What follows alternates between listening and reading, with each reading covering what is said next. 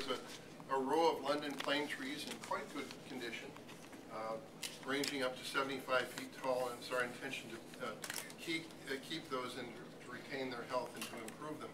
But on the corner of 20th Street and the Parkway, we're suggesting that there's going to be a large public plaza, which we really see as an important gift to the city of Philadelphia, as in fact all of this edge will be energized, but this in particular kind of destination point.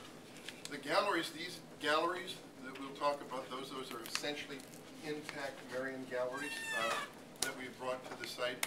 And then other elements are a vehicular forecourt, which sits here to the east and basically across from the Free Museum site.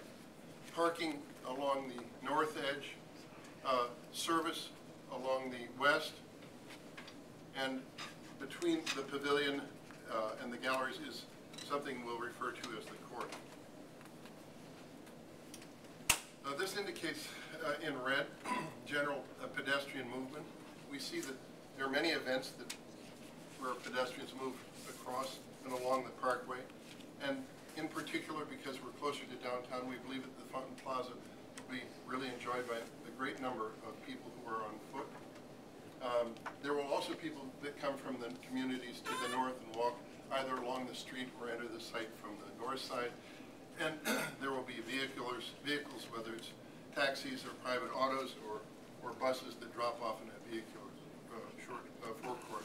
So in short, the basic planning principle here, and we'll talk a good deal about this, is a little unusual, which is that one goes around the building and enters from the north, coming through the building and then looking through the galleries to the view beyond. So it's quite an intention that we more or less organize the galleries in the same orientation as they exist in Marion. This is a diagram of a very crude diagram, but one that I think is salient. That is of the existing Marion condition with an arboretum in the distance, the Marion galleries, and in the near distance they're raised up about 4 feet from the site, and the site drops off in the distance, and it faces generally south. And then this is the resiting of the Marion galleries, again using a kind of plinth condition to look through a canopy of trees and take the cars themselves and drop them out of sight in kind of what's known as a ha-ha condition. So the basic siting attempts to both respond to the formality of the Benjamin Franklin Parkway, but essentially to orient the galleries in more or less the same direction, looking out through a canopy of trees. So the sense of light coming into the galleries will feel the same because you're in the same orientation.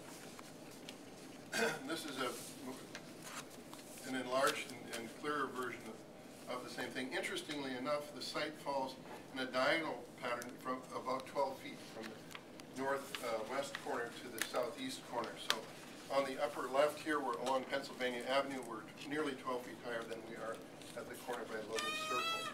And so people will enter from different sides of this site. And we've sited the building on a slightly raised elevation so that it more or less meets evenly the connection across the street to the library and the extension of the library.